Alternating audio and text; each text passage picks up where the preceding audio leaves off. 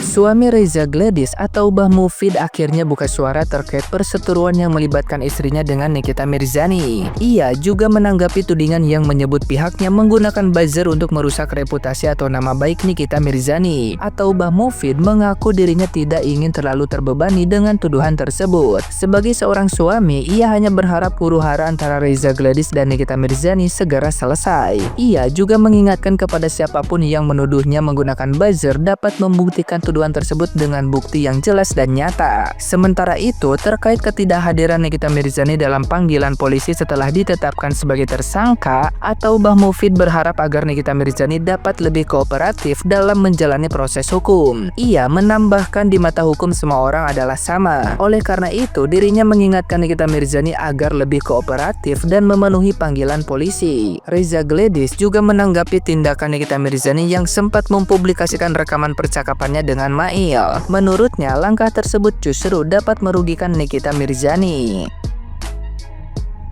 Nah, gimana nih menurut netizen yang terhormat? Silakan berkomentar ya.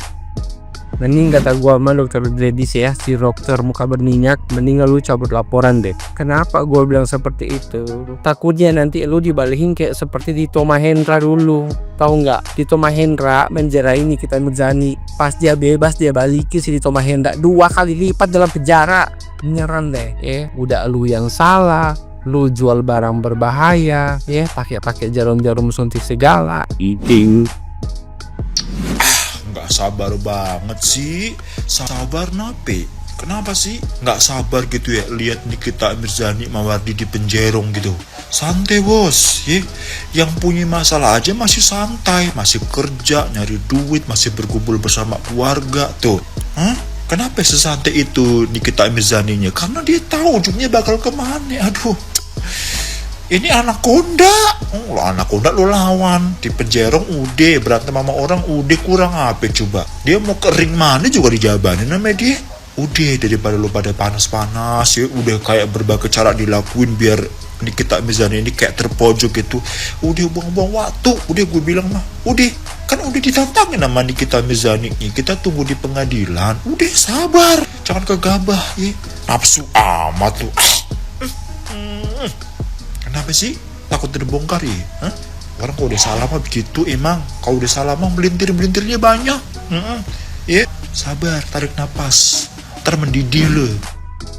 Di sini saya sebagai praktisi hukum mendukung keinginan Mbak Nikita Mirzani bahwa proses ini harus sampai di pengadilan. Karena terus terang aja saya juga kaget melihat penetapan tersangka ini kok terlalu cepat gitu ya. Banyak perkara-perkara yang lebih dulu masuk sampai hari ini justru malah menggantung. Dan saya melihat polisi ini kurang jeli dalam menganalisa persoalan pemerasan. Mau diperas seperti apapun, kalau korban tidak memberikan, mau diancam kayak apapun, kalau korban tidak memberikan ya tidak terjadi transaksi itu gitu loh. Apalagi bentuknya transfer. Jadi saya sarankan Polres Jakarta Selatan penjarakan juga sudah.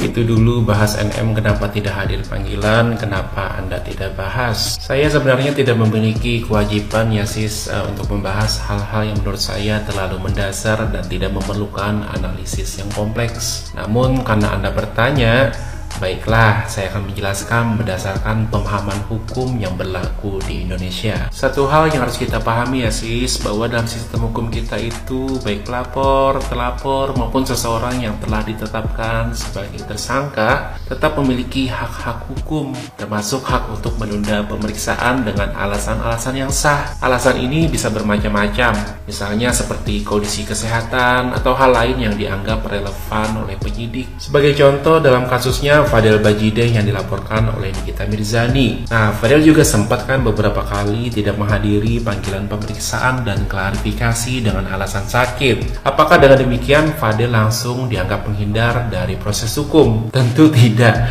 karena hukum di Indonesia itu tetap memberikan ruang bagi pihak terkait untuk mengajukan alasan yang dapat dipertanggungjawabkan. Jadi sebelum mempertanyakan sesuatu, ada baiknya kita memahami bahwa hukum memiliki prosedur yang harus dihormati. Jika masih kurang jelas, saya masih bisa memberikan penjelasan yang lebih komprehensif. Kalian semua tuh udah pada nonton video ini belum sih? Nih, kelihatan nggak? Ya meskipun ketutupan muka gua juga pastinya kelihatan lah ya. Ini siapa coba yang bawa dia ke DPR nih siapa? Sekarang tuh emang DPR tuh ngurusin pengusaha ya, bukannya DPR itu Dewan Perwakilan Rakyat. Padahal nih ya sebenarnya ini tuh kasusnya tuh sederhana gitu kan. Ada yang jual skincare gitu kan, produknya overclaim. Ya udah tinggal improve. Kenapa harus sejauh ini sih? Emang saking gak mau itu gitu improve. Kan emang isinya overclaim. Bukti labnya ada. Kemarin kan udah sempet dibawa ke BPOM juga. Kenapa ini masih kayak ngerasa nggak mau salah gitu kan, bawa-bawa ke DPR. Perasaan yang skincare-nya direview sama Doktif ini bukan cuma satu orang kan, dan banyak juga nih skincare yang overclaim. Mereka improve loh. Udah selesai. Ini masih untung loh ada Doktif yang ngasih tahu kita semua, yang mengedukasi juga kalau tuh produk overclaim gitu kan. Kalau misalnya Doktif ini nggak ada, emang mau kejadian kayak obat penurun demam yang punya kandungan etilen glikol yang nyebabin banyak anak yang gagal ginjal gitu kan. Ya nauzubillah min zalik, kulit kita jadi geradakan, kanker kan kita juga nggak mau. Perihal pengancaman gitu kan. Gue dengerin tuh VN-nya nggak ada kata-kata ngancem. Kata-kata ngancem tuh kayak gimana sih? Awas lu ya gitu kan. Kalau lu nggak ngasih gue segini, tuh baru itu ngancem namanya. Orang gue dengerin itu nggak ada ancaman sama sekali loh. Pengikutnya Ironggeng tantrumnya makin kelihatan ya, makin kelihatan tantrumnya, sudah tidak mampu lagi melayani debat dengan materi. Akhirnya apa yang dilakukan? Membuat isu-isu baru, membuat berita hoax, katanya kalau Dr. Reza Gladys mencabut laporan. Aduh, kenapa sih kau yang tantrum gitu? Kalau junjungan kau ditetapkan sebagai tersangka, kau nggak terima. Kenapa? Ya nggak terima kok kau gitu loh. Kalau dia memang mempunyai bukti-bukti yang kuat dan akurat, harusnya semakin cepat dipanggil, semakin cepat dia datang. Karena apa? Karena dia akan membuktikan kalau dia benar, dia tidak bersalah, dia bisa melepaskan penetapannya sebagai tersangka itu dilepaskan, dicopot gitu kan. Harusnya kan begitu, tapi enggak kooperatif. Satu nggak kooperatif, terus junjungannya makin tantrum, makin kesana kesini. Debat secara materi sudah tidak mampu lagi. Akhirnya yang dilakukan apa? Kalau nggak fitnah, membuli. Kalau nggak membuli, yaitu membuat berita-berita hoax. Duh, sayang sekali ya, miris.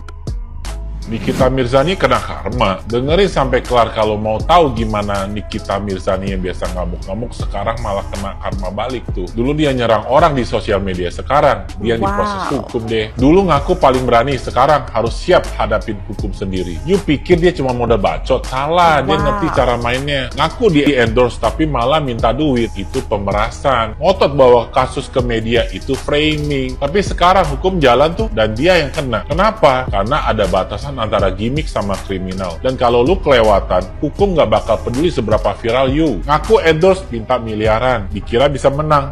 Malah kena pasal pemerasan. Hidup dari drama ke drama, tapi sekarang kena drama hukum beneran. Selebriti yang bikin drama udah banyak dan biasa banget. Selebriti yang main hukum buat kepentingan, itu strategi. Selebriti yang akhir kejebak sendiri, itu karma. Mereka biasa main framing, tapi hukum tetap ada aturannya. Karena sekuat apapun drama, kalau kena hukum ya tetap hukum. Jadi berapa banyak dari lu yang masih percaya semua yang lu lihat di sosial media itu bener? Yuk follow.